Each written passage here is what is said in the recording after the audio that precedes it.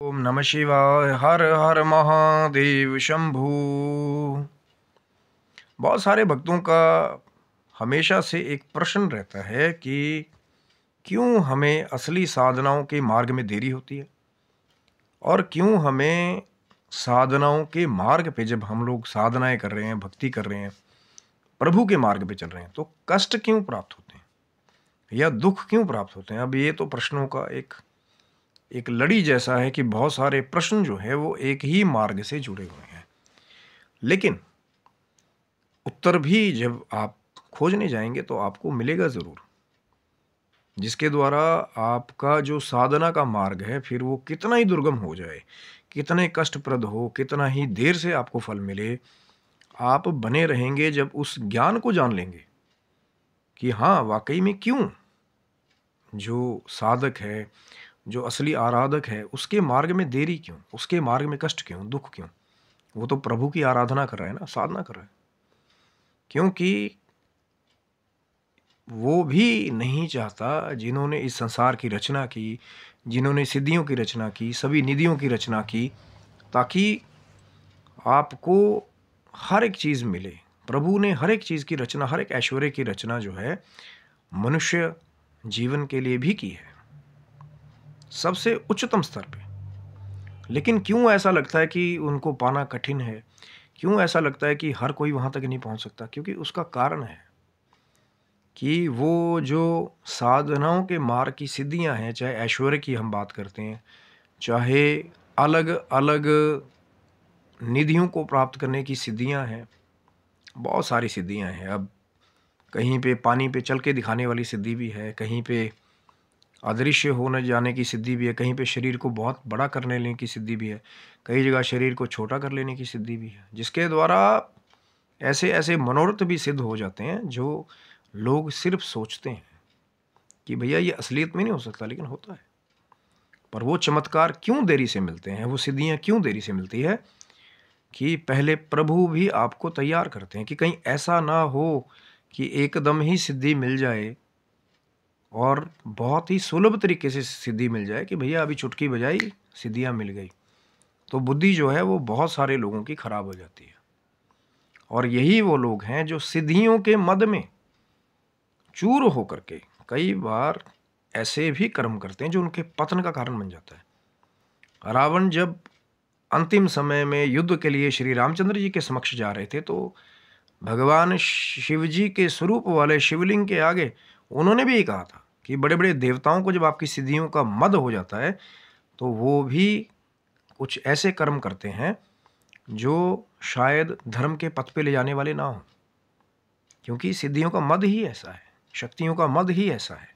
तो तभी प्रभु पहले जो है असली जो साधक हैं, आराधक हैं, उनको देरी भी देते हैं। पहले पहले गुरु जो है 11-11 साल सिर्फ सेवा करवा करके, सफाई करवा करके, भोजन बनवा करके, तब जा करके जो है गूढ़ रहस्य देते थे कि पहले शिष्य को तैयार किया जाए, शिष्य की आंतरिक जो सत्यता है वो पता चल जाए कि ये शक्तियाँ प्राप्त करके करेगा क्या, या इसके अंदर कितना धैर्य है शक्तियों को समाहित करने का। अब ये नहीं कि जरा सी सिद्धि प्राप्त होगी लगे कभी इसको वशीकरण करने, कभी उसका उच्चाटन करने, कभी उसका मोहन करने, षटकर्म के नाम पे बस एक खुजली मिटाने लगे हुए कि भैया इसको भी कर दिया, उसको भी कर दिया, और समाज में एक ऐसा गलत संदेश दे दिया कि जो नया साधक को आया तो बोले हाँ भैया ये जो तांत्रिक कुछ गतिविधि है ना, इनसे जल्दी प्राप्त हो जाता है, इन्हीं को करो।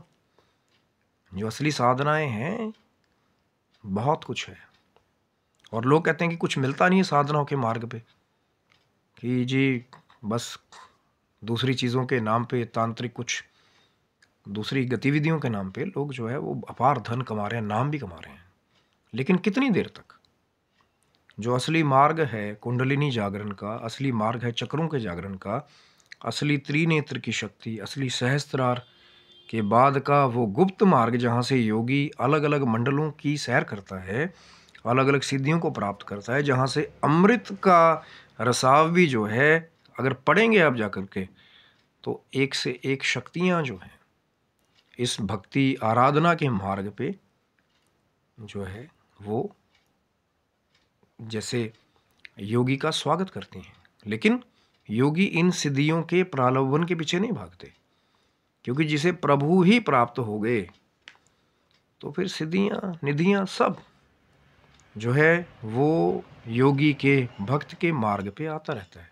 लेकिन आएगा जब कष्टों के बाद, आएगा जब देरी के बाद, तब उसका फल कुछ और होगा, उसका स्वाद कुछ और होगा, क्योंकि तपस्या से अर्जित की हुई निधि ही स्थायी होती है। तपबल ब्रह्मा रचनाकारा, तप के बल से ब्रह्मा सृष्टि की रचना करते हैं। तपबल विष्णु पालनहारा, तप के बल से विष्णु सृष्टि का पालन करते हैं। और तपबल शंभु करे संहारा, तपस्या के बल से भगवान शंकर देवादिदेव महादेव जो कैलाश पे एकाकी होकर के सदा समाधि में रत रहने वाले हैं, तपस्या के बल से ही संहार का कार्य संभालते हैं। पर तपस्या तो करनी पड़ेगी, चाहे ब्रह्मदेव हों, चाहे विष्णु जी हों, चाहे भगवान देवादिदेव महादेव शंकर हों, तपस्या तो करनी पड़ेगी, कष्ट तो झेलना पड़ेगा।